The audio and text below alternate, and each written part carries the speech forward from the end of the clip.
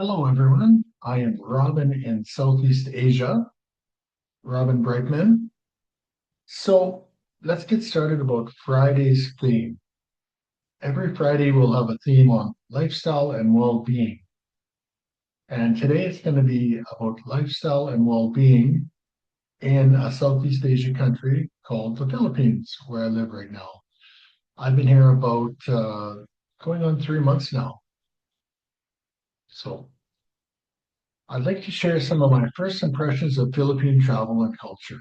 I've only been here a short time, like I said, 2 months. So these are observations from someone still learning very much about the country. So, first of all, the Philippines are a nation of islands. It consists of 7,641 islands, if you can believe that. It's amazing. That geography affects everything from ferries, domestic flights, and boats. It's all part of a normal life here in the Philippines. Unlike Canada, Vietnam, or Thailand, water often separates cities and provinces. Number two, the people. One of the first things I noticed is how friendly Filipinos are. People smile easily, they greet strangers, and family seems to play a very important role. Hospitality is something visitors notice quickly. Religion and community. The Philippines is Asia's largest Catholic nation. Roughly 4 out of 5 Filipinos, that's 80%, identify as Catholic. Churches are everywhere, and religious holidays and community events remain important parts of daily life. Transportation and travel. Jeepneys, a jeepney is like a scooter with a sidecar on it, are everywhere. And they're like the lowest cost of transportation you can get. And they have a limited range, usually a couple kilometers, is what the drivers like. They have their own little territories, I suspect. And so you might get in and you might hand them 60 pesos, which is like $1. It's very reasonable. Unlike Canada, you go 2 kilometers and you're looking at 20 to $30 Canadian, or 14 times that at least. Jeepney.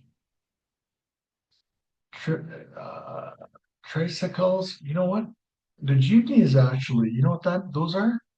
I made a mistake. The tricycles are that.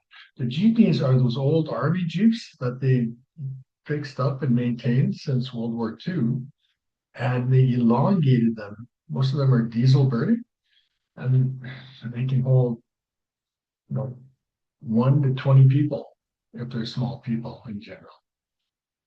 And to talk about size, I've seen mostly smaller Filipinos, but there are some Filipinos that are bigger than most Canadians. So they have a various size range. I know the security guards, they have a standard, which is uh, obviously higher than the RCMP were in Canada, because these men are bigger than me, and I'm 6'2" and 240 pounds. Most of these men are like minimum 6'2" and up.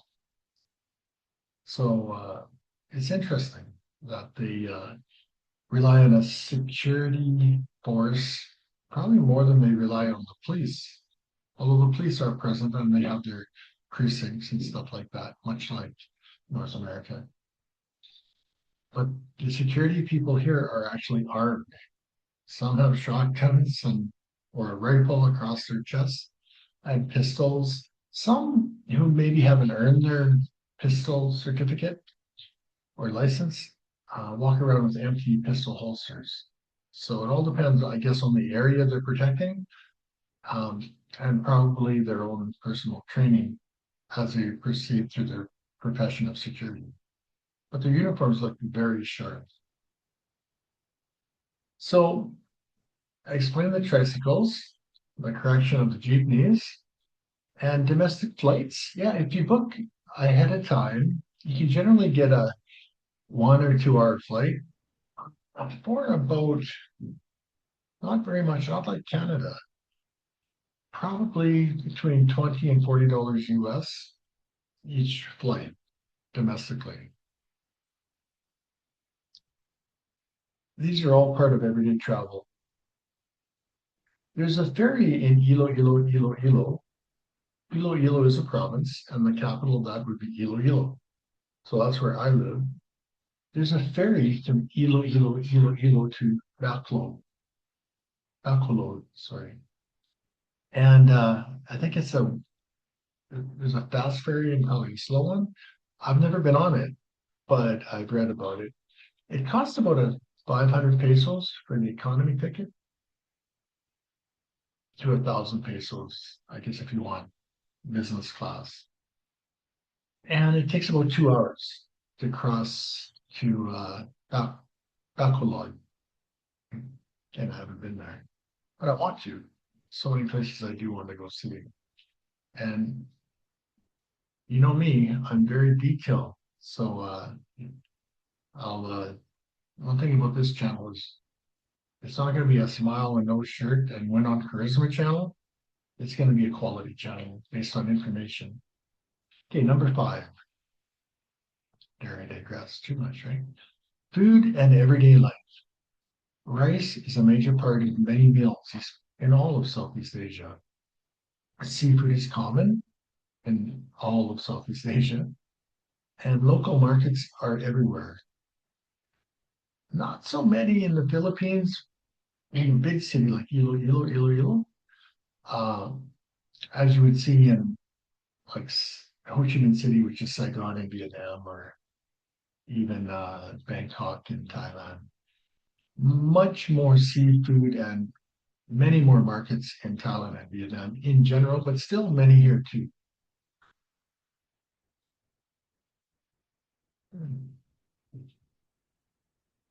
Each region, it should be noted, has its own specialties when it comes to cooking as well, and maybe what they have to offer at those markets, including handmade goods and stuff. Okay, number 6, why I chose the Philippines. Well, number one, it's at least 5 times cheaper than Canada, and in many cases, many times the people are super friendly. And what I noticed after spending 2.5 years in Thailand and then 5 years in Vietnam is the English language is very nice. They still speak many dialects of their Philippine language called Tagalog, and every island has a slightly different accent or dialect, but most of them can, at the very least, read English. And actually, in Iloilo, most of them can actually speak it quite well, is what I noticed. However, they taught me something about teaching English too, is that you can be competent in a language, but if you don't use it, then when you have to use it, you become functionally deficient. So I'd never seen that before, like many people who are competent but functionally deficient. So not everybody, but some of them are like that. If you're a fluent English speaker and you come here and you're expecting everybody to know English, like you do, they know it in their head. But if they haven't been speaking it, they're going to be rusty. And it might take a minute or two as they translate and um, respond to you. But a lot of people can speak just like you and I very well, very quickly. All right. And there's also a growing expat community in the Philippines. So, in conclusion, the Philippines is much more than beaches, although there's lots of beaches. It's a country with a unique island culture, strong family values, and welcoming people. I've only begun exploring it, so join me as we explore this. I think I'll be here for many years. The Philippines may have 7,641 islands, but every island has its own story. So, what I wanted to mention is that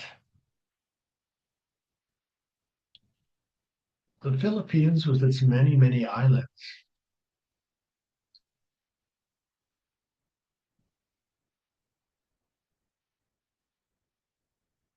it's got so much to offer. For example, I'll give you this example. I'm on Panay Island, which is like the heart of the Philippines. It's actually called that because if you look at the islands, it kind of looks like, to be honest with you, a gray alien with Panay's at its heart. But um, in the south is where you get the saltwater crocodiles, big ones, like in Australia, and 10 to 20 feet, right? But I asked ChatGPT, why aren't there any in Iloilo on Panay Island? And they said, or ChatGPT said, it's a little too cold up here for the crocodiles, saltwater crocodiles. And I see kids swimming in the Iloilo River, and I'm going, oh, you know what? I wouldn't do that. But they obviously know it's safe. But if you go 500 kilometers south, you would be thinking much differently. In addition, the typhoons that come out of the Pacific often hit that southern part of the Philippines. And by the time they reach the western Visayas, that's where I am on Panay Island. They rarely hit this area in the west. They usually veer off and go up north towards Taiwan and China, right? Sometimes Vietnam. So the other thing is earthquakes. They just had a major, major earthquake. I think it was about an 8 or 7.8 in the southern Philippines, Davao area. And we don't get that up here. The closest thing we have to trouble in on Panay Island would be a volcano to our east. Um, that's starting to erupt a little bit. So it's a pretty exciting location for many reasons, but I'm very happy with where I'm at. Um, and we'll leave it at that. So remember, every week on every Monday to Friday, that's 5 days, I will have a dedicated theme for each day. And my main goal is to talk about that same information on the particular respective day for a different city in the Philippines. So you and I, from this point on, will be learning much together, even more so than I am now, because I just finished a week of talking about Iloilo, Iloilo. All right, so thank you. I better get off of here before I talk your ears off, and we'll see you later. Bye bye.